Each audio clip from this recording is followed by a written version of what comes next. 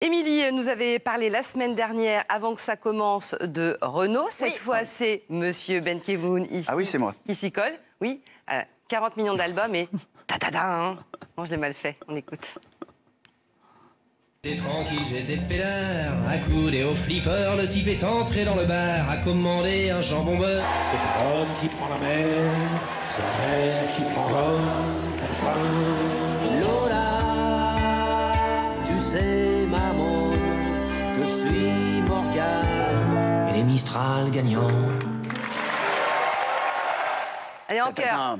C'est mieux ça, là. Pas mal, Putain pas mal. d'expo, Renaud. Putain d'expo, oui. Et s'il y en a un qui a bien essayé de retrouver ses racines, ses Renaud, entre son père bourgeois et son grand-père qui était mineur, ben, tout ça est raconté dans cette exposition, mais il n'y a pas que ça. D'abord, il faut savoir que c'est David Séchant, c'est-à-dire son frangin, son frère qui fait cette exposition. Donc il y a plein de choses personnelles, dont ces petits films d'enfants là où ils chassent tous les deux les poules. Et il n'y a pas que ça. Il y a des merveilles. Ça, c'est son papa devant sa machine à écrire. Ça, c'est le petit Renaud qui s'est mis lui-même devant la machine à écrire parce qu'il a une admiration absolue pour son père qui était traducteur, auteur de romans. Il y a ses premiers dessins d'enfants, ses gouaches, évidemment des photos, des dessins qu'il a fait en 68. Ça, il l'avait fait pour Germinal. Oui. Et ça, cette lampe-là, appartenait à son grand-père, qui était donc mineur. Donc il y a cette dualité dans la vie de Renaud, son amour pour les dessins, parce qu'il a passé sa vie à dessiner. C'est génial de dessiner des CRS à 8 ans. Mais non, c'est plus tard. Hein. C'est vrai, c'est arrivé plus tard. Il y a sa mob, hein, ça c'est très très important. Ah bah oui, place de ma mob.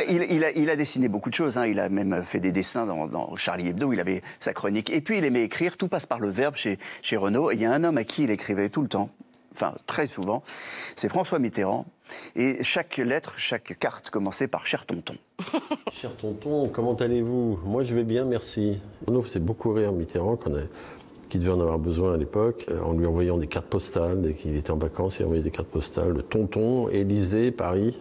Il le tutoyait. J'espère que tu vas bien, tonton. Du Renaud dans le texte. Il avait une admiration pour François Mitterrand. Il m'a toujours dit qu'il ressemblait à notre père, physiquement. Ensuite, c'était de la même génération, des humanistes, des intellectuels.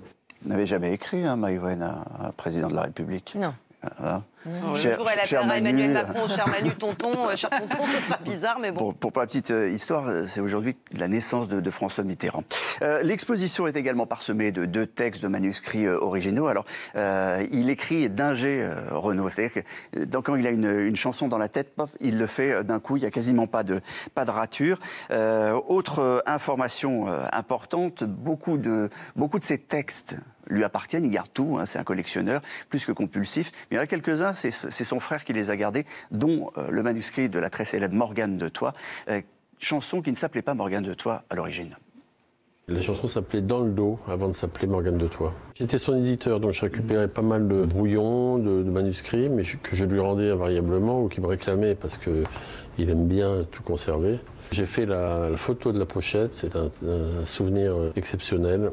Il sait que c'est moi qui l'ai, il veut le récupérer. Renaud, celui-là, tu me le reprendras jamais. Voilà, il faut garder ces manuscrits, hein, c'est important, même vos scripts. Hein. Un jour... J'ai tout jeté. C'est vrai possible. Ouais, vous pendant jetez le confinement, j'ai tout jeté. Ouais. Ma fille, elle m'a tuée. Elle a raison. Bah ouais, elle a raison.